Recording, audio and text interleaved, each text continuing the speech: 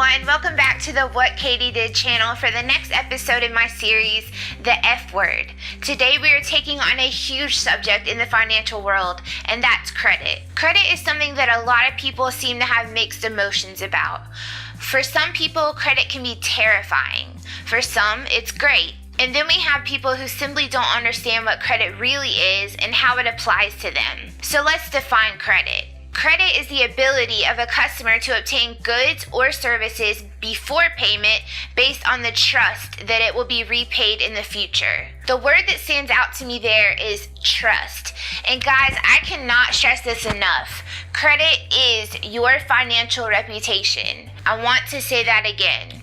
Credit is your financial reputation. And please believe me when I tell you guys that one thing that you don't want is a bad financial reputation. Okay, so how does this trust translate into the real world when you are looking to rent an apartment or buy a car? How is it possible for someone to really know how trustworthy you are? And that, my friends, is where the credit score comes in. A credit score is a 3-digit number that credit card companies and lenders use to predict how likely you are to pay them back. The most widely known model out there is the FICO score. This uses a combination of your payment history, your credit utilization, the length of your credit history, the types of accounts in use, as well as any new credit. This number usually ranges from 300 to 850. Now that we have defined credit, let's break it down a little further and talk about what good credit can do for you. Especially when it comes to large purchases, credit truly comes into play when you need a loan to pay for something such as a house or a car. When a business lends you money, they receive their compensation by charging you interest, which brings up another term, the interest rate. This is where a high credit score can be a benefit. Credit bureaus and lenders look at your credit history to determine how much of a risk it is to lend you their money.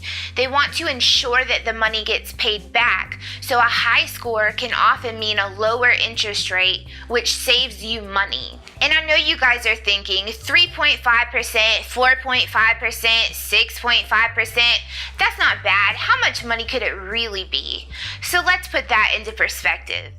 I know that everyone is on their own financial journey, and credit is absolutely an ongoing process as expenses come and go. So I wanted to give advice for 3 different scenarios. For some of my younger friends that are in college or thinking about an apartment or a car but have no credit, talk to your parents and ask if you can become an authorized user on their credit card to establish your credit. You will be issued your own credit card, and as your parents keep up with their good credit habits, your score goes up as well. This is a great way to ease your way up the credit ladder. Another great option is to open a low balance credit card to create a payment history. Sometimes you will have to start with a secured credit card. This form of credit card requires a refundable cash deposit that represents your spending limit. Make sure to always pay attention to all the fine print when looking for a credit card. You want to look at details such as annual fees for having the card, account minimums, and interest rates. For those of you who have established credit and it could be better, here are some tips for you. Pay any late payments or outstanding debt and make all future payments on time. Use a reminder on your phone to keep up with the dates. If your payments are consistently late, it's a huge negative for your score. Credit utilization is also a large percentage of what makes up your credit score. A great rule to remember is to keep this amount under 30%. This refers to all of your lines of credit. If this percentage is high, it may be negatively impacting your score. Consider asking your card issuer for a credit limit increase. This will bring down your utilization ratio. The last thing I wanted to share with you guys is a way to protect your credit score.